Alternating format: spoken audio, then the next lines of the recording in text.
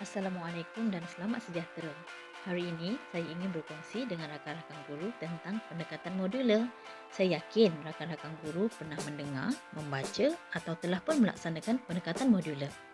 Pendekatan modular merupakan alternatif pembelajaran norma baharu terutama bagi guru yang menjalankan PDPR. Melalui pendekatan modular, proses PDP dapat dijalankan secara optimum di samping dapat membantu guru mengurangkan defisit pembelajaran. Selain itu, pembelajaran modular juga sangat mudah jika dilaksanakan dalam proses PDP secara bersemuka di sekolah. Namun begitu, keperluan dan cabaran melaksanakan pendekatan modular pasti berbeza bagi setiap mata pelajaran.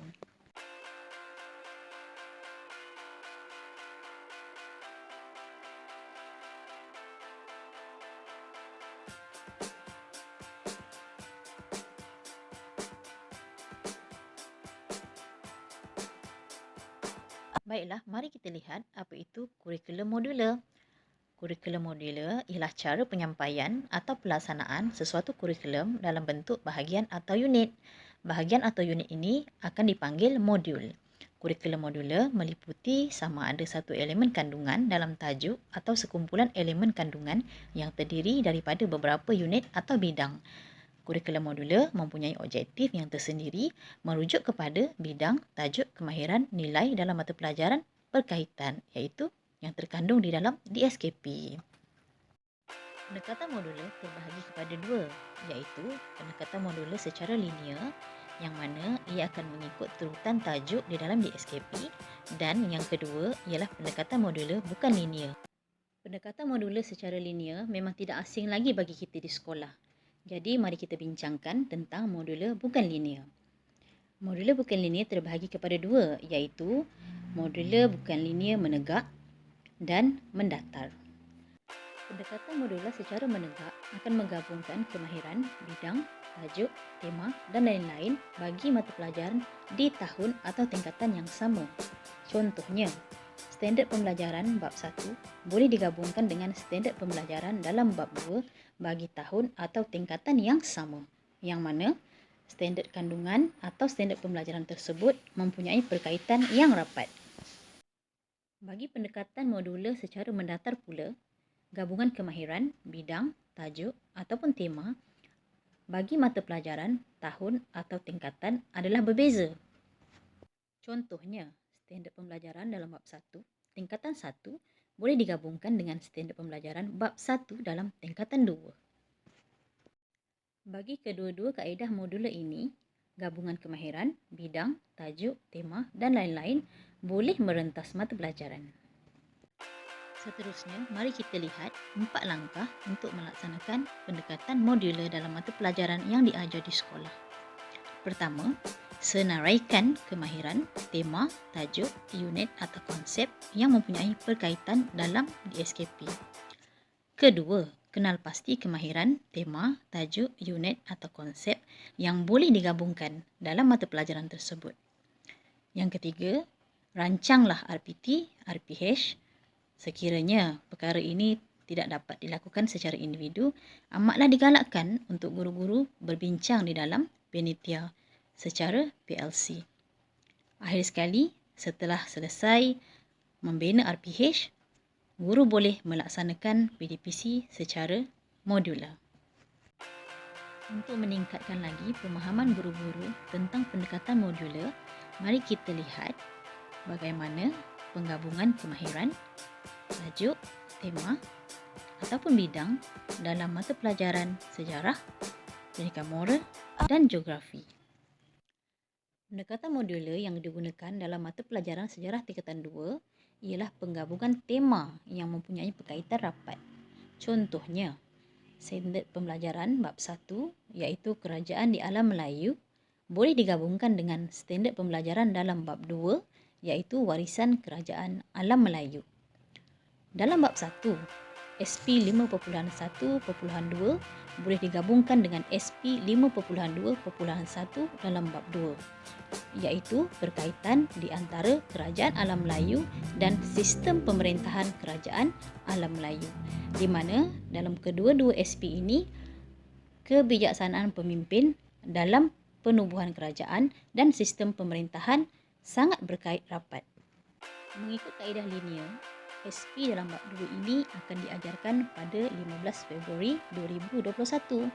Tetapi dengan menggunakan kaedah modular, SP bab 2 ini dapat digabungkan dengan SP dalam bab 1 dan selesai diajar pada 25 Januari 2021.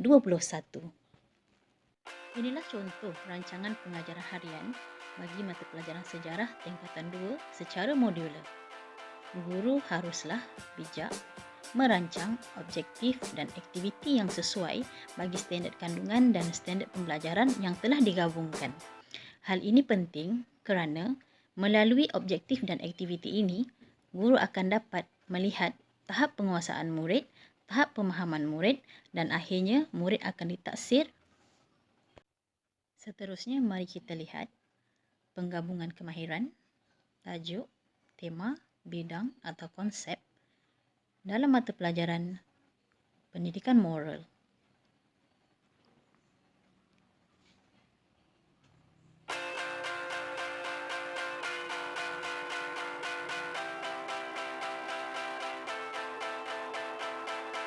Begitu juga bagi mata pelajaran geografi.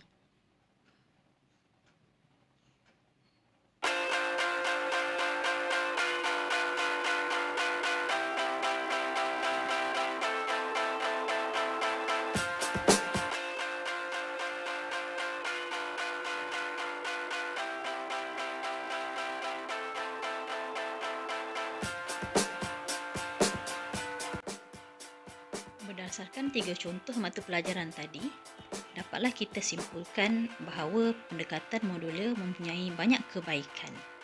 Antaranya, berpusatkan murid, di mana murid akan dapat menguasai pembelajaran secara terarahkan diri.